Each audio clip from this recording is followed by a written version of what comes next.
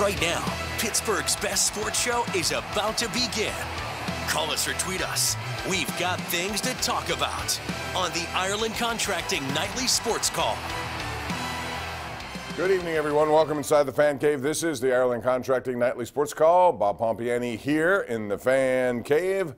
Andrew Fillipponi is way out west in Arizona at Radio Row, where he's spending the week covering the Super Bowl. Andrew, it was, I'm sure, a busy day, but not as busy as the next several will come up. My experience on that Radio Row says it starts kind of just lackluster. A few guys show up here and then, and as the week moves on, man, you get a lot of people right there for you. Yeah, so you can't see it behind me, but in front of me, over as I reach my right arm out, there's a stage that has Cam Hayward's face all over it because his podcast has a location here through that Peyton Manning media company that he partnered with to do his show all football season long. So I expect I'll see Cam soon. I ran into Max Starks a few hours ago. He's doing stuff here. He's so good. I'm a huge fan of Max.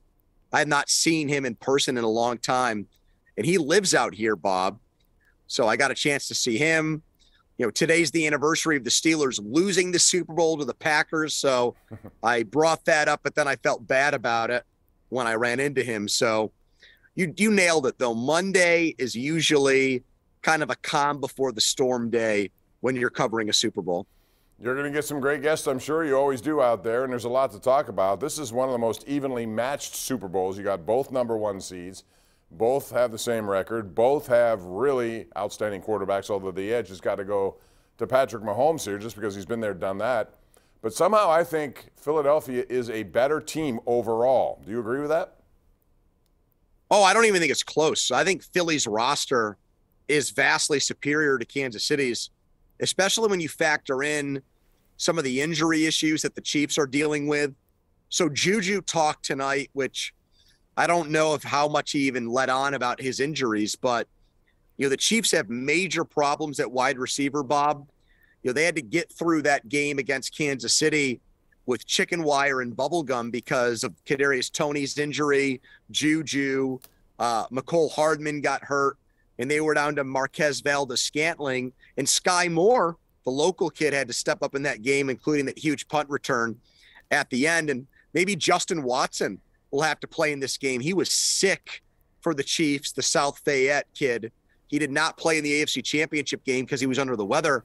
He might get thrust into duty because Kansas City is so bereft of bodies at wide receiver. And I do think when we're talking about a narrow margin between two teams, the Chiefs at wide receiver, the corners are super young for Kansas City, where they might have to start, Bob, 3 rookies at cornerback in the Super Bowl if Snead, their starter, can't get out of concussion protocol.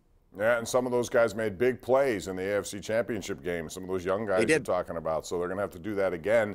But this is a very interesting offense, mostly Philadelphia's defensive line, offensive line. They're going to beat you up front if they beat you, and if they run the ball to where they're capable, it might be difficult for Kansas City's defense to contain them. However, Patrick Mahomes is still one of those guys. And when we come back, we're going to have our tweet of the night. I'm going to talk about quarterbacks in this big game. We'll have that. But before I do that, I want to switch right over to hockey just because the Penguins are going to get started tomorrow. And they have Colorado coming into town, a team that, like them, has a lot of injuries. They're kind of mired in the 8th position of the Western Conference, but they're going to get better, and they're going to make it. They are the defending champs. Tonight, the Rangers and Jacob Trouba were at it. Trouba got into 2 fights. He delivered 2 massive hits, one on Nazem Kadri, 2 of Sidney Crosby's favorite people going head-to-head.